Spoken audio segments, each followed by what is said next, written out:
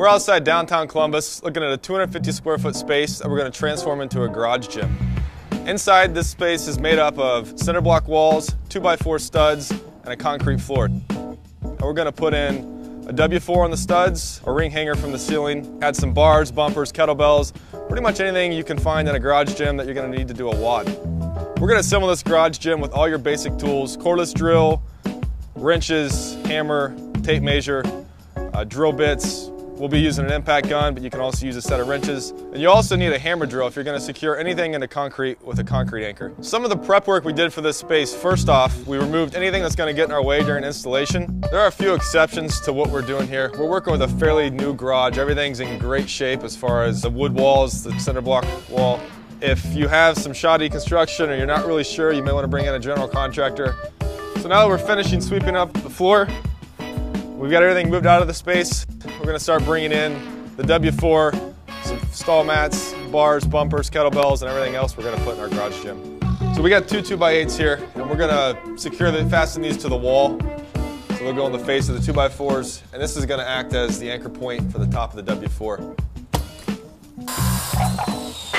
Okay, so we have our two boards cut that we're going to use as a ledger up top, and we're going to bring the W4 in. We're going to assemble it here in place. Stand it up, make sure the distance is correct before we mount these. We're going to attach the 43-inch parallel bar to the front first. Luckily, our garage is 9 feet 1 inch tall, so our 108-inch upright will fit. Leaves us an inch of clearance.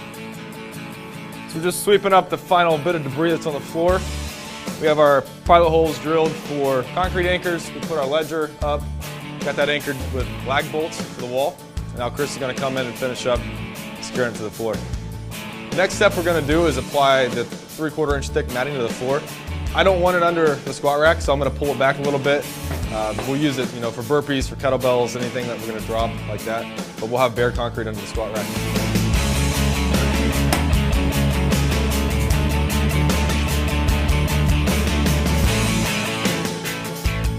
In just a matter of a few hours, we've been able to transform this ordinary garage space into a first-class garage gym. The only thing left now to do is to use it. And for that, I'm going to bring over my buddy from Finland, Mikko Salo.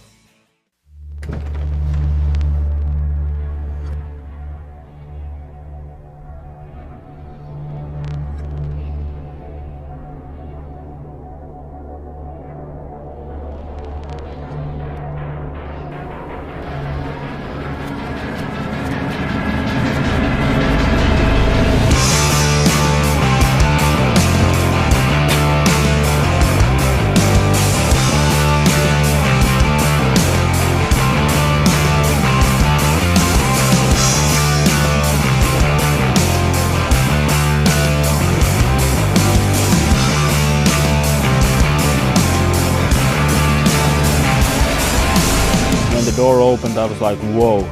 I was pretty impressed. You can do basically every CrossFit workout on your own garage, so that's a perfect way to train CrossFit.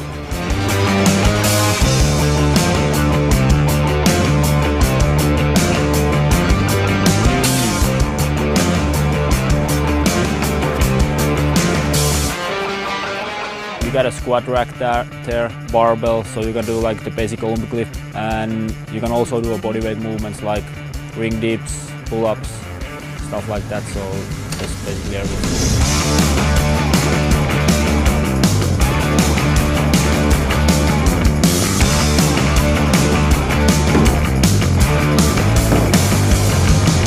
Yeah, like if you are building yourself a garage gym, you want to be sure that you are like safe to train there. So test the range of motion with your movement, so you don't hit yourself or like destroy the garage. So that's a good way to do it first before you start serious training.